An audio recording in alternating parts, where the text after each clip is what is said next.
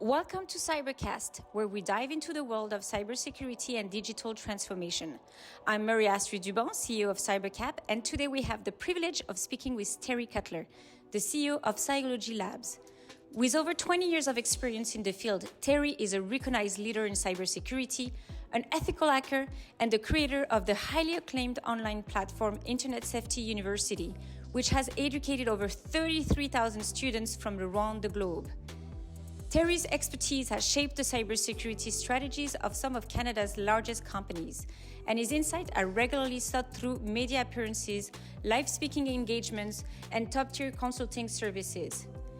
He's been recognized as one of the most influential people in cybersecurity and has received numerous accolades, including the 2017 Cybersecurity Educator of the Year award.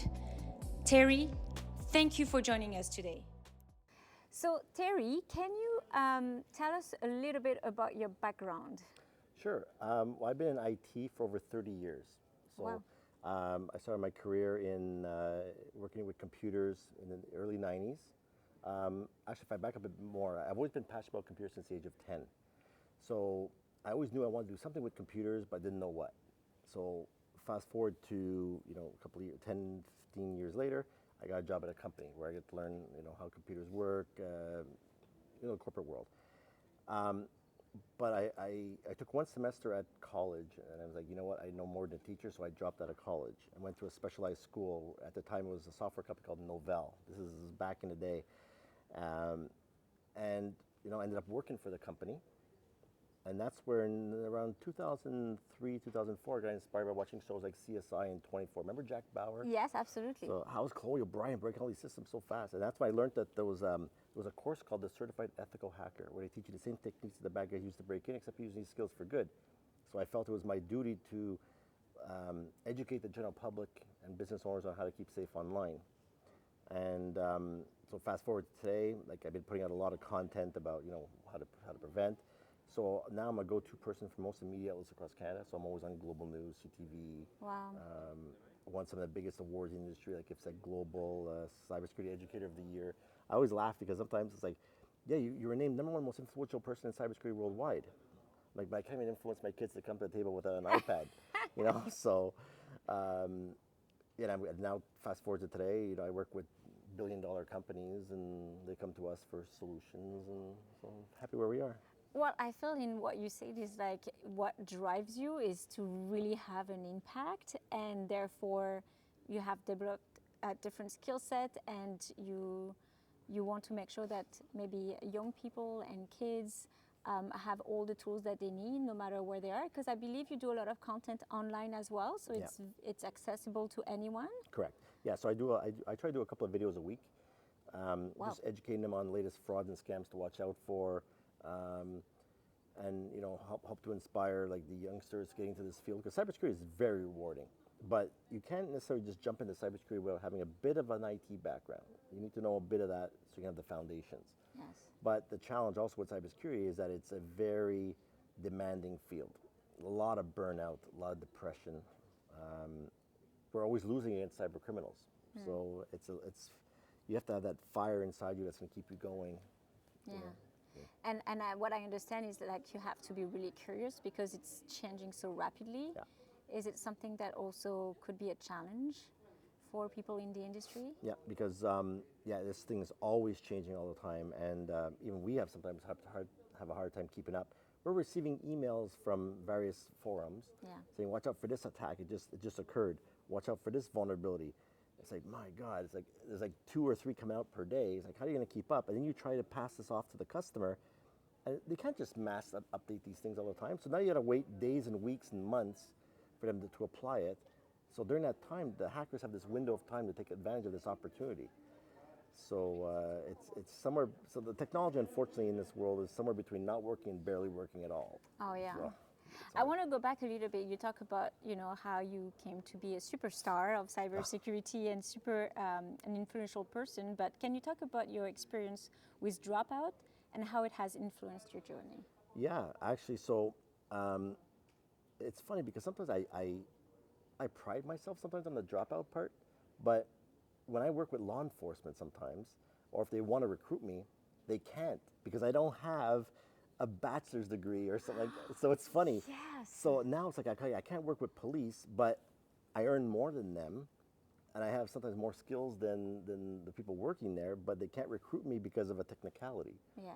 So, but we're seeing a shift now in companies where they're removing the prerequisite to have these DECs and bachelor's degrees and stuff. So, Yeah. because they can't find proper staff. So, do you think we should value more like the path of a young individual that really has the passion, that really wants to make it in life, but unfortunately, the system of education was not meant for them? Absolutely, 100%. I think HR needs an overhaul because they're just looking for, do you have this certification, do you have this.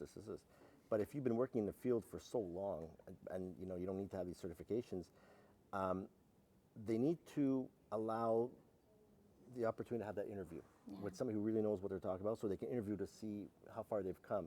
And maybe there's just a little tweak that's required, but it's learnable skill, so they can hire them and bypass that blockage. Yeah, I agree with you. What we value a lot at CyberCap is also the portfolio. So oftentimes they don't have their secondaire 5, and you know they come to us, but they can show so much more with their art or with. So we believe in that as well. What challenges did you encounter in your academic and professional journey? Like, I want to maybe talk about your professional journey because you have done so much. Yes. Oh, where do I even start with that? When I made the shift from an employee to an entrepreneur, a business owner, that was some of the biggest challenges of my life. You know, the ups and downs and the heartbreaks and heartaches. Yes. There's a lot. It's not for everybody. And you just have to have the fire in you to keep going. You have to be persistent. Oh, yes. And is it a thing like it's like 5 years and then it's like how long? Like we have a lot of entrepreneurs at CyberCap, and so you know the ups and downs. How long does it take? Like okay, you make it and like you're well known and your company is gonna run. Oh, I don't know. That is a really tough question because you know I could be spending, like I've been at this since 2005, right? Wow. So I've been building up personal brand and all these things. So that's how I'm able to work with these such big companies. But I also closely realize that I can lose this in 5 minutes by screwing up my brand, right? So you're always on high alert that you have to watch out, you know, who you're working with, who you're representing, who's representing you.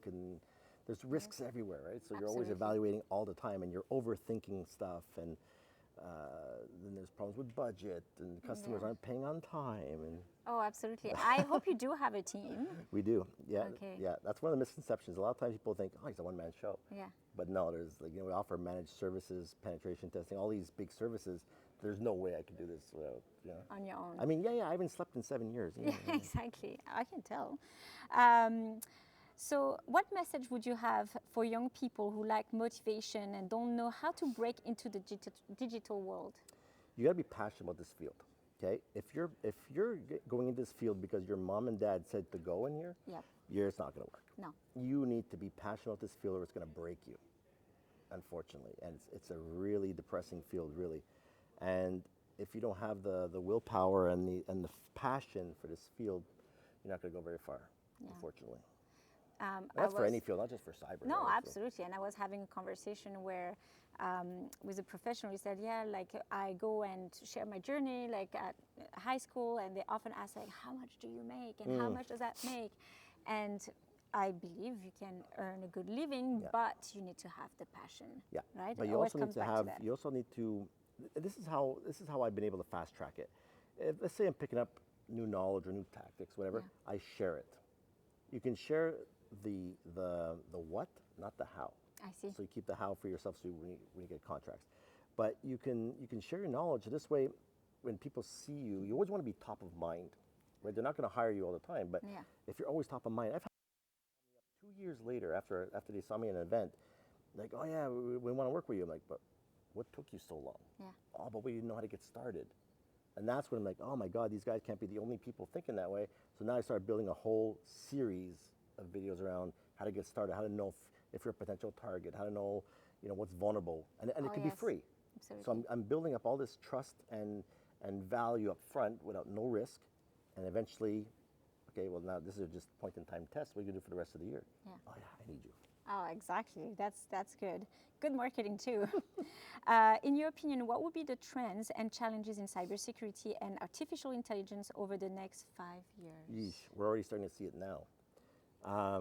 So did you hear the story about this person in Asia, the finance guy who transferred $25 million to the wrong bank account?